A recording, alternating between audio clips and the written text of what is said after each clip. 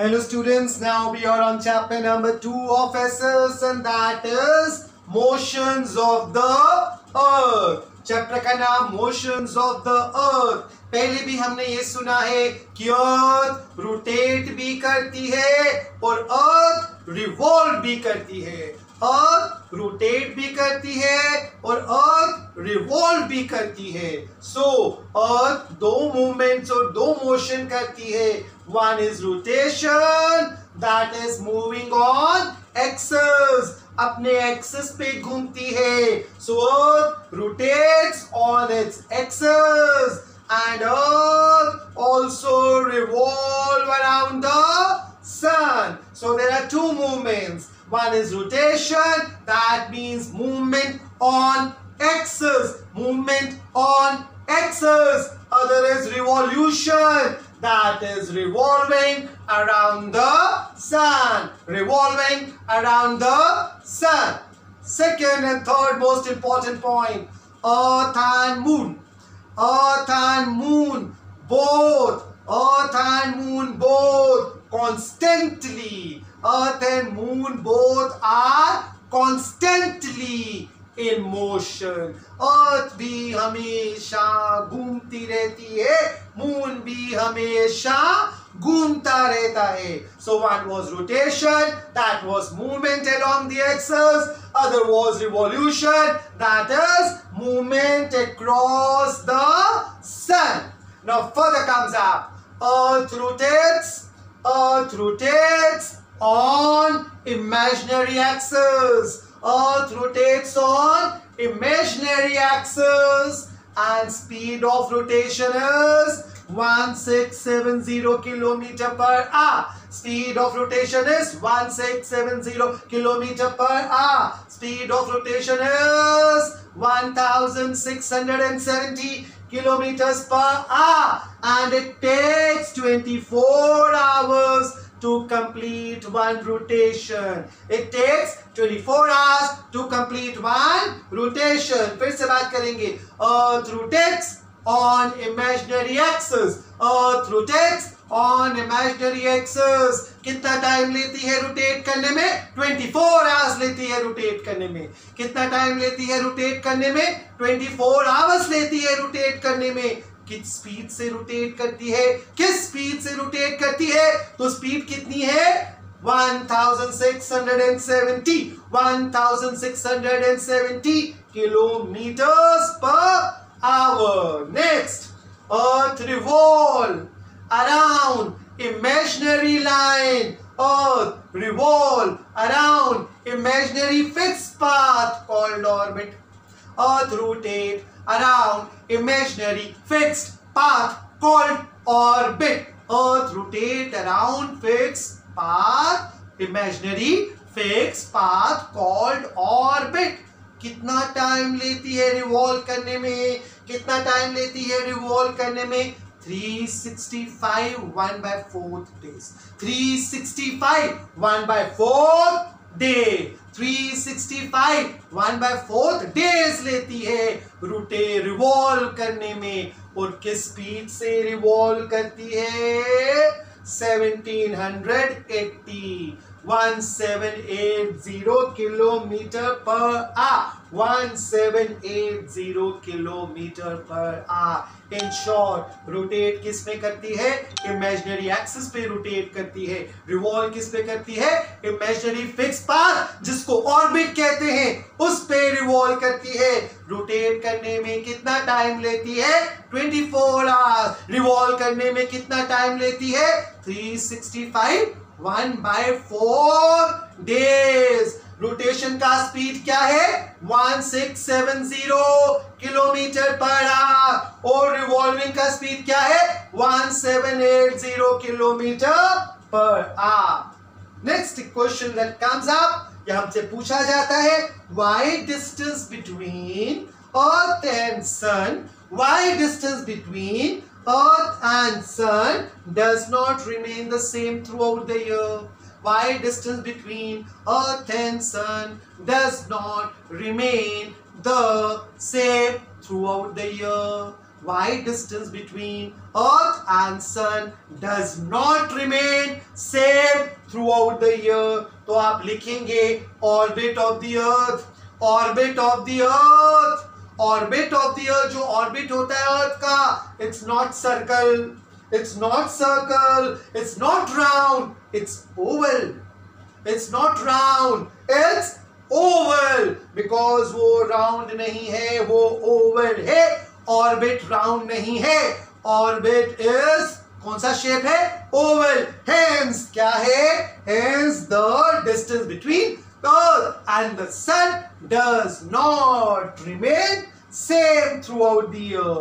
next question है, what causes varying length of day and night and change of season? What is the reason?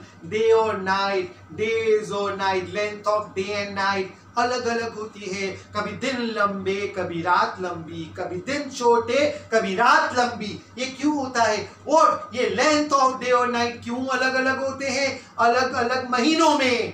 तो हम बात करेंगे अर्थ। reason, the most important answer, earth makes an angle, earth makes an angle of 23.50 degree, earth makes an angle of 23.50 degree to its axis and 66.50 degree to its orbit।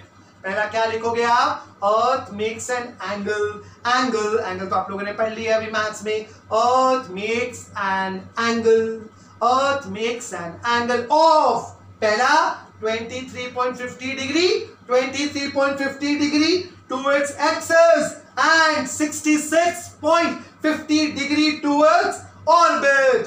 This tilting ये जो slant है, tilt हो रखी है, this tilting of the earth to the axis causes different length of day and night, causes different length of day and night। तो पहला क्या लिखेंगे?